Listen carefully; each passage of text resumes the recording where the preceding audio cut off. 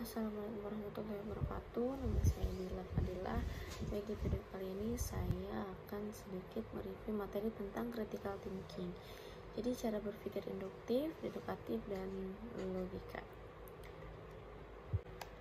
Definisi dari critical thinking itu sendiri yaitu berpikir kritis, yaitu merupakan seni gambaran sikap seorang dalam menganalisis, mengevaluasi sesuatu yang ia lihat, mengklarifikasi yang didengar, atau metode pengetahuan untuk berpikir logis dan berargumen serta aplikasi dari ilmu yang dipahami untuk membuat suatu keputusan dan memutuskan sesuatu setelah hal tersebut ia yakini. Manfaat dari berpikir kritis dalam sebuah asuhan kebidanan juga itu ada beberapa manfaatnya. Yang pertama itu ada memungkinkan bagi bidan untuk memanfaatkan potensi dirinya melihat memecahkan masalah dan menciptakan suatu hal baru dalam manajemen asuhan kebidanan.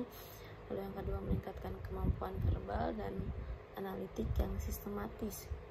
Lalu yang ketiga ada menghasilkan solusi kreatif terhadap suatu masalah, tidak hanya memerlukan gagasan baru, namun dengan berpikir kritis dapat mengevaluasi gagasan lama dan baru. Lalu yang terakhir, manfaatnya yaitu sebagai upaya refleksi diri, evaluasi diri terhadap nilai keputusan yang diambil sehingga hasil refleksi dapat diterapkan dalam kehidupan sehari-hari. Terdapat unsur-unsur dasar dalam berpikir kritis. Yang pertama itu dalam berpikir kritis adalah konsep.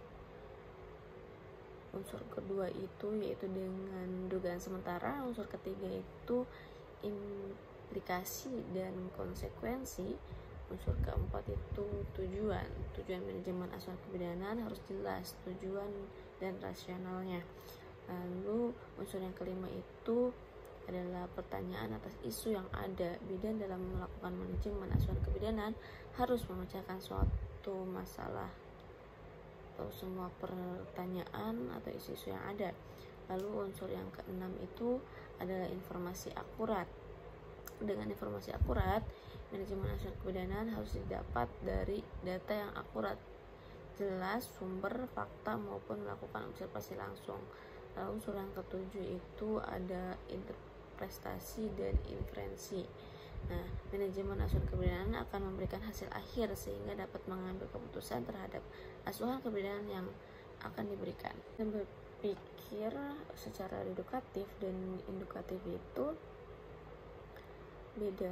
Jadi bisa kita pahami pendekatan rasional empiris atau deduktif yaitu pendekatan rasional yang dimulai adanya problem tertentu, selanjutnya dikaji secara teoritis, dicari dasar rasionalnya, selanjutnya dirumuskan hipotesisnya, mengumpulkan data empiris, dianalisis dan disimpulkan.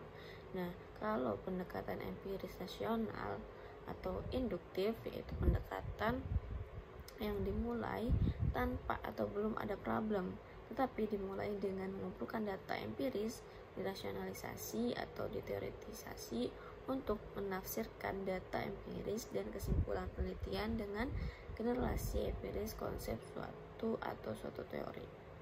Nah, ada juga contoh dari pemikiran induksi, yaitu fakta memperlihatkan kambing mempunyai mata, gajah mempunyai mata, begitu pula singa, kucing, dan binatang-binatang lainnya. Secara induksi dapat disimpulkan secara umum bahwa semua binatang mempunyai mata. Ada pula contoh dari pemikiran deduksi. Berikut dia memakai pola berpikir yang dinamakan silogismus, suatu pola berpikir yang sering dipakai dalam menarik kesimpulan secara deduksi. Contoh paragraf deduktifnya yaitu masyarakat Indonesia konsumtif umum dikarenakan adanya perubahan arti sebuah kesuksesan khusus dari kegiatan yang imitasi khusus dari media-media hiburan yang menampilkan gaya hidup konsumtif sebagai prestasi sosial dan menanda status sosial.